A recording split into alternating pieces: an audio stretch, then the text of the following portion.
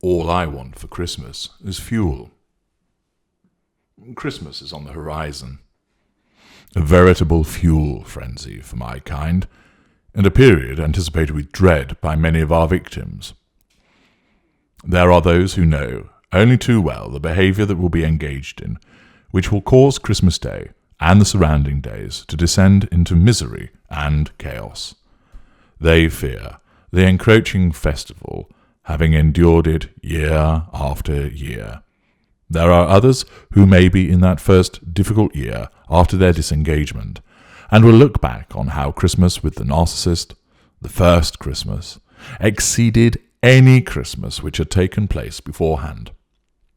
Everything was perfect, from the gift shopping together, the family parties, the romantic walks in the snow on a crisp afternoon, to the exchange of thoughtful gifts amidst the seasonal and festive surrounds. It was picture perfect, and, of course, was just us as narcissists hijacking the most wonderful time of the year for our own purposes. We used the heightened emotional experience of Christmas and all of its trappings to meld with our seduction to make it simply irresistible. The joy, excitement, and rapture experienced, whether it was attending that first midnight mass together, kissing under the mistletoe, or singing carols on the way home from the pub, is long gone. All that remains is the memory against which triangulation will occur of that wonderful time, and it hurts to be reminded of just how wonderful it was last year, or whenever that first time was, compared to the emptiness that is now experienced. The appetite for many of our victims for Christmas in either case is hugely diminished. The latter, the disengaged victim, finds no joy in anything Christmassy anymore. There's no desire to deck the halls, no want to attend parties, and instead they will want the whole thing to be over as soon as possible.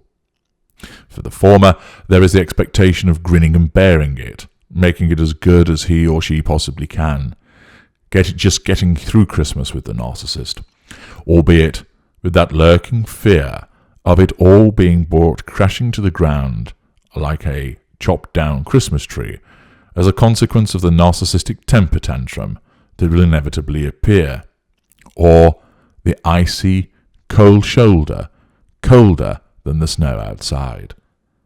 Just when you thought that it was safe to breathe a sigh of relief, having apparently got through the day unscathed, the narcissist unleashes some kind of control-asserting and fuel-seeking behaviour from out of nowhere. Christmas is a minefield for dealing with our kind. Whether it is dealing with us in the intimate scenario, whether it is occasioned as a consequence of the familial interactions, social ones with friends or at work, or in just general dealings with people on a day-to-day basis, it is an occasion which is festooned with opportunity, both in terms for you to make the critical error of challenging our control, and for us to assert that control over you and gain fuel. Invariably, therefore, those that are either no longer with the narcissist and are still working through their recovery, or those that remain entangled, want Christmas to be over with as soon as possible. Yet, for us, Christmas presents us with an extravaganza of opportunities to assert control over you and gather fuel. From the antics that will be engaged in during the Secret Santa at work, through the attention-seeking activities over Christmas lunch, through to the opportunities afforded to draw in additional fuel at alcohol-infused parties, Christmas is a time of optimum fuel gathering. It creates Hoover triggers, as we are reminded of your presence by the appearance of this season. Accordingly, you come back on the radar. Our narcissism asks, is this appliance under control? And invariably the answer is not. And if the Hoover execution criteria are met, then you will receive a Hoover. Often it's benign in nature, a simple Merry Christmas or Happy Holidays. just wanted to see how you are. The opportunity to provide you with a card or a gift. The opportunity to invite you to a party or to come and crash yours. There are numerous opportunities to effect a direct hoover against you. We will triangulate you with the season, with the supposed need for happiness and peace and goodwill to everybody. If we are with a new intimate partner primary source and you make the mistake of looking at our social media, where we are in the golden period with that individual, you can expect to see all of the pictures of us doing the things that we once did with you.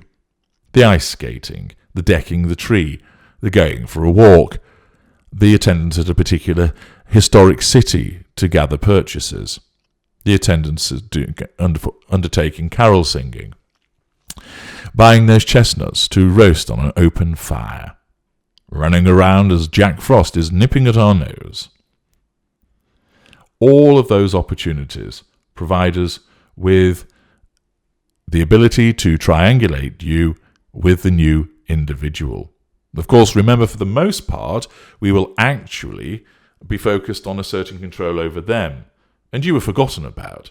But of course, that is of no consolation to you when you make the mistake of looking at our social media and you are blitzed with all of these various pictures of our apparent happiness with the new individual.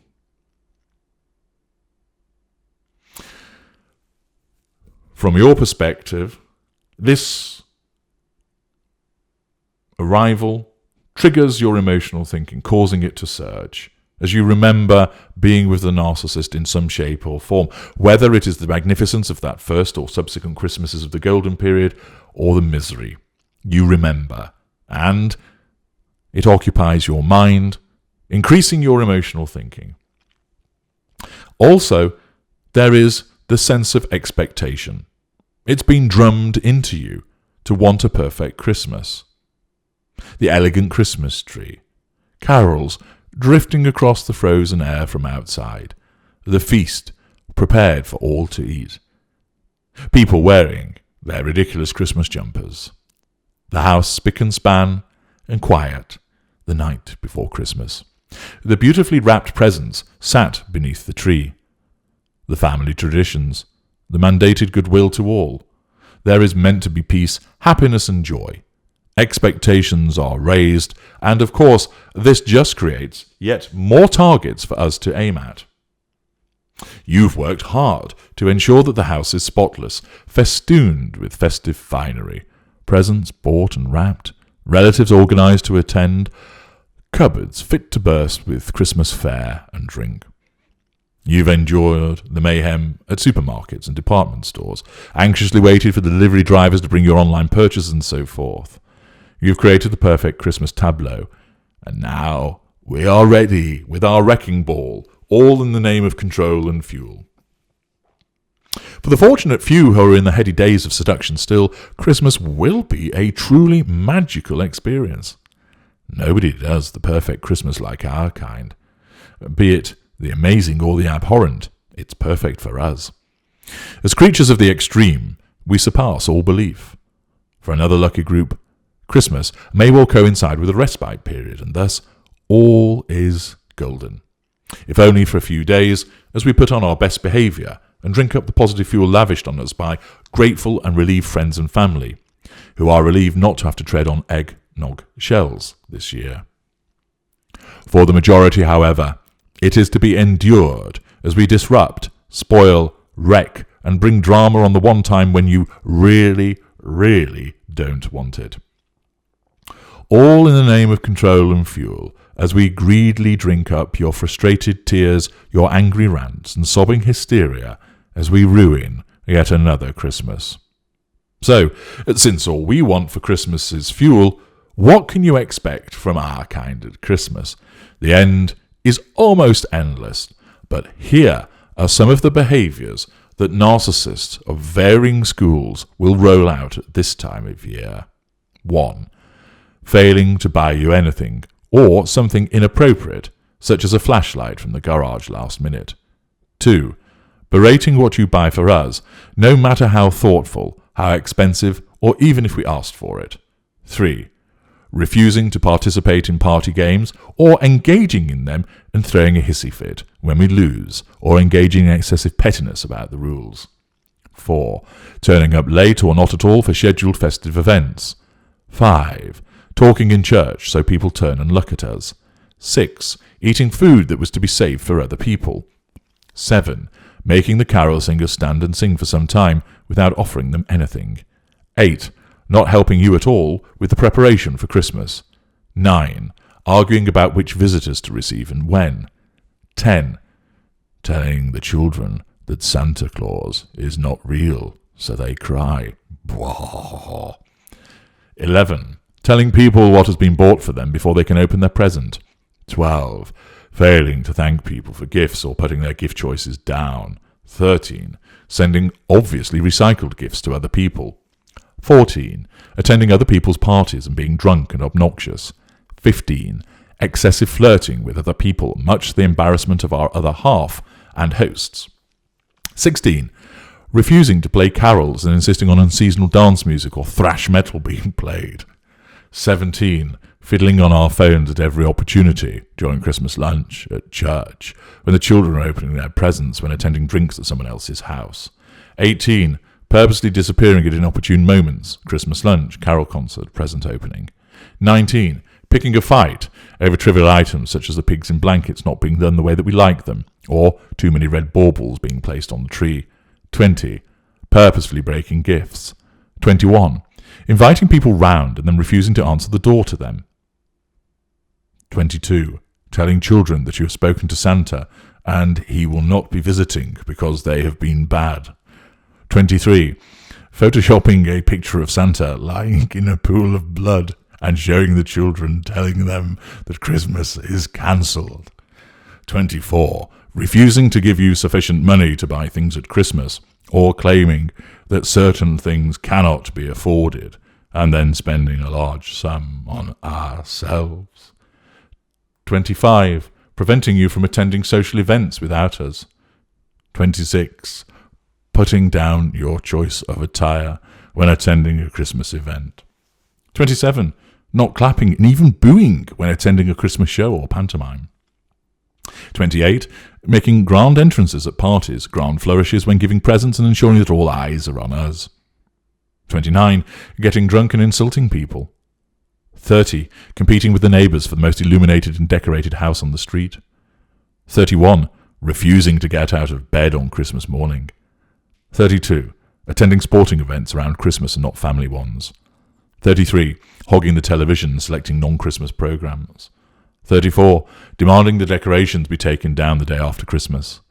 35. Switching off the oven partway through your cooking, so it is either delayed or ruined and then blaming you. 36. Watching you slave over a hot stove and then suggesting to everybody that you go out to eat instead.